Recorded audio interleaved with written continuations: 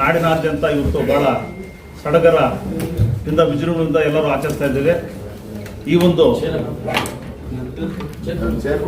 ಸಮಾರಂಭಕ್ಕೆ ನಮ್ಮೆಲ್ಲರ ನೆಚ್ಚಿನ ನಾಯಕರು, ಶಾಸಕರು ಅಂತ ಸನ್ಮಾನ್ಯ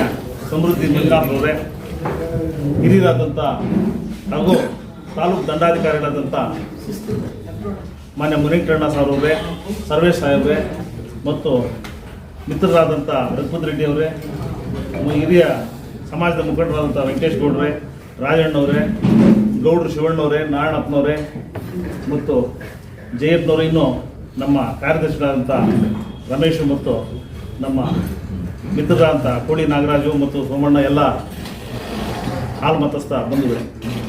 ಈ ದಿವಸ ಏನು ಹೋದ ವರ್ಷ ನಾವು ವಿಜೃಂಭಣೆಯಿಂದ ಮಾನ್ಯ ಶಾಸಕರ ಅಧ್ಯಕ್ಷತೆಯಲ್ಲಿ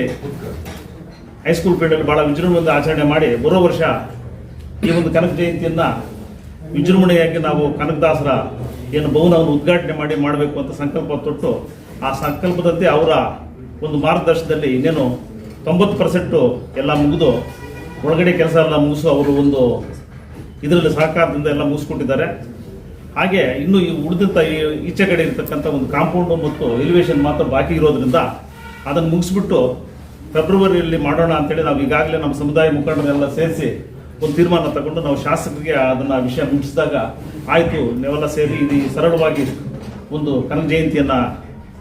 ಈ ಆಫೀಸಲ್ಲಿ ಮಾಡೋಣ, ಆಮೇಲೆ ಫೆಬ್ರವರಿಯಲ್ಲಿ ಮಾಡೋಣ ಅಂತ ಅವರ ಒಂದು ಅಪ್ಪಣೆ, ಶಾಸಕರ ಅಪ್ಪಣೆ ಮೇರೆಗೆ ನಾವು ಈ ಕಾರ್ಯಕ್ರಮವನ್ನು ಇಲ್ಲಿ ಸರಳವಾಗಿ ಆಚರಣೆ ಮಾಡ್ತಾ ಇರೋದ್ರಿಂದ ಈ ಒಂದು ಕಾರ್ಯಕ್ರಮಕ್ಕೆ ತಾವೆಲ್ಲ ಬಂದಿದ್ದೀರಾ. ನಮ್ಮದೊಂದು ಮನವಿ ಇಷ್ಟೇ, ಮಾನ್ಯ ಶಾಸಕರಲ್ಲಿ ತಾವು ಏನು ಹೇಳಿದ್ರು ಅದನ್ನು ನಾವು ಮಾಡಿದ್ವಿ, ಏನು ಮಾಡಿದ್ದೀವಿ. ಇನ್ನು ಫೆಬ್ರವರಿಯಲ್ಲಿ ಮಾಡೋದು ಇನ್ನೂ ಸ್ವಲ್ಪ ಇರೋದ್ರಿಂದ ತಮ್ಮ ಸಹಕಾರ ಕೊಟ್ಟು ಅದನ್ನು ನಾವು, ಯಾಕೆಂದರೆ ಅವತ್ತೇ ನೀವು ಮಾತು ಕೊಟ್ಟಿದ್ದೀರಿ ಏನಂತ, ನಾನು ಆಗೋಲ್ಲ ಅಂದರೆ ಬೇರೆಯವ್ರು ಹೋಗ್ಬೇಕು, ನಾವು ನಿಮಗಾಗಿ ಕಾಯ್ತಾ ಇದ್ವಿ, ಬೇರೆಯವ್ರು ಇದು ಮಾಡಿದ್ರೆ ಕೂಡ ನಾವು ಅದನ್ನು ಗಣನೆ ತಗೊಳ್ದಿರ ತಮಗಾಗಿ ಕಾದು ಅದನ್ನು ನಿರೀಕ್ಷೆಯಲ್ಲಿದ್ದೀವಿ. ನಮ್ಮ ಒಂದು ಭವನವನ್ನು ಇನ್ನು ಇರೋ ಒಂದು ಬಾಕಿ ಕೆಲಸ ಮುಗಿಸ್ಕೊಟ್ಟು ಫೆಬ್ರವರಿಯಲ್ಲಿ ಅದನ್ನು ಓಪನ್ ಮಾಡೋದಕ್ಕೆ ಅನುಕೂಲ ಮಾಡಿಕೊಡ್ತೀನಿ ಅಂತ ನಾನು 2 ಮಾತುಗಳನ್ನು ಮುಗಿಸ್ತಾ ಇದ್ದೀನಿ.